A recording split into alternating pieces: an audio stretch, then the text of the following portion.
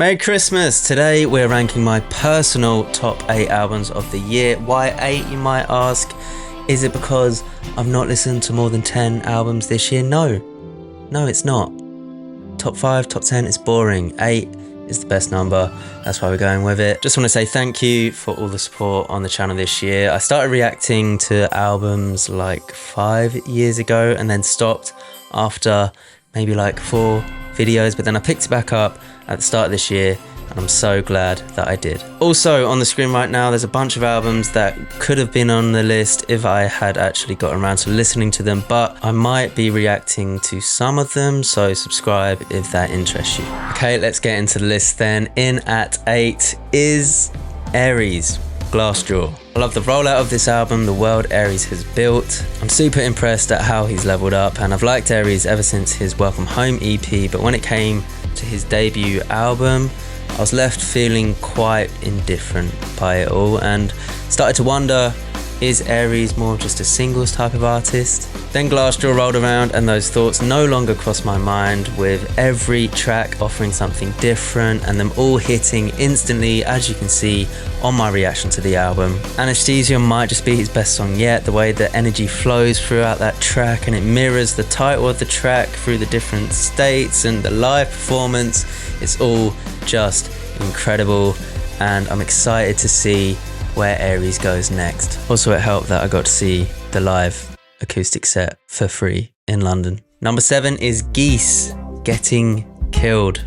I've probably done this album dirty, and in hindsight I might really regret this decision, but I only gave this album a chance around a month ago. I listened to it off camera and that's probably for the best, to be honest, because my thoughts were something along the lines of, what the leave my eardrums alone. But there were moments where I was like, and I left it a couple of weeks and watched the Turning the Tables reaction to the album, and when I heard the music that time round, the moments that had me like were more like oh.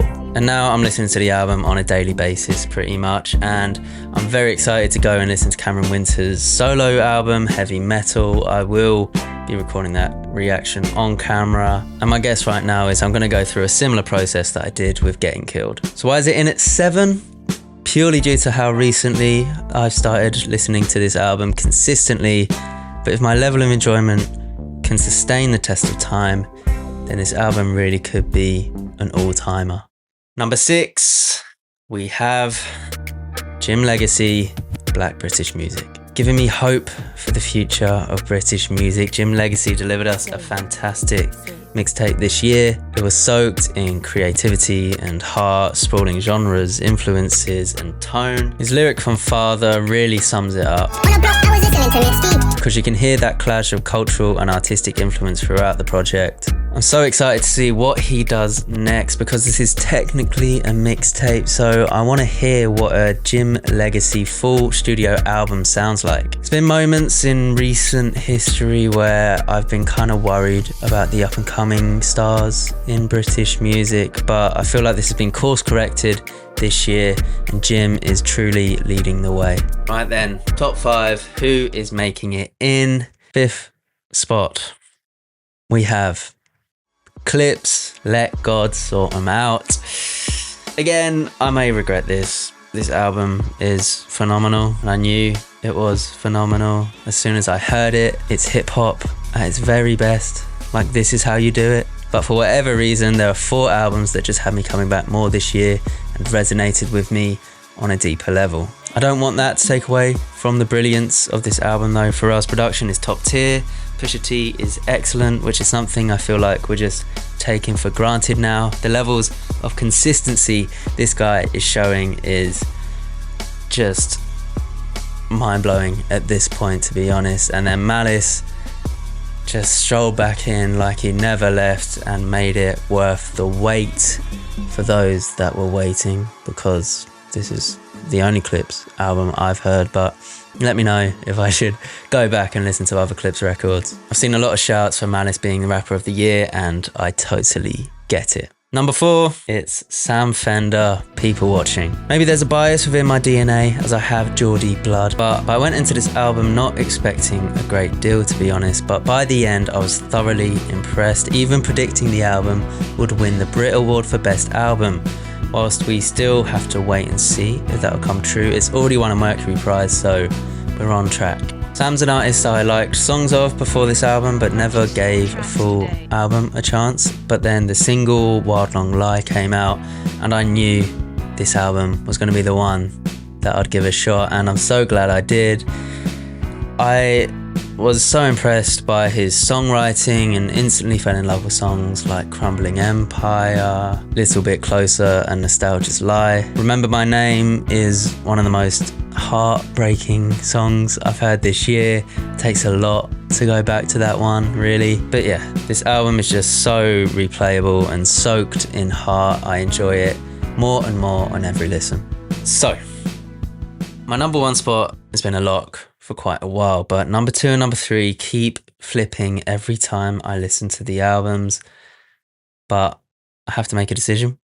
And in at number 3 is Dave, the boy who played the harp. I'm a huge fan of Dave's. On the main channel, you can actually go back 5 years and see me pour out praise for Dave after that iconic Brits performance. So pretty understandably, after a sizable wait for a new Dave album, I was excited. But with excitement comes expectation. But Dave, he delivered. It's not like he's lacked introspection on previous records, but this definitely feels like the most personal we've got yet.